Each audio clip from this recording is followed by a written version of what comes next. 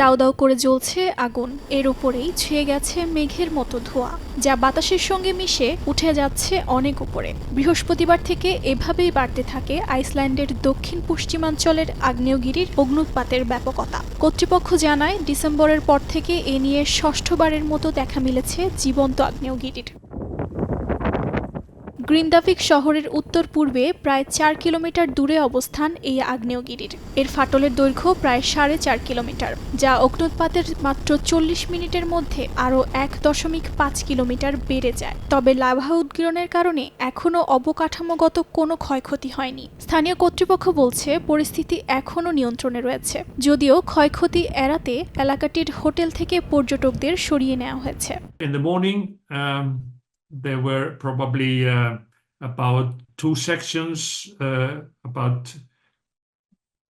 one kilometer, the other one 2 kilometers, that were active.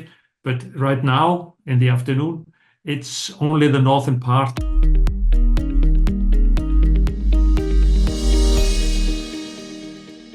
আইসল্যান্ডে পৃথিবীর দুটি বৃহত্তম টেকটনিক প্লেটের সীমানা থাকায় এ অঞ্চলকে বলা হয় মিড আটলান্টিক রিজ।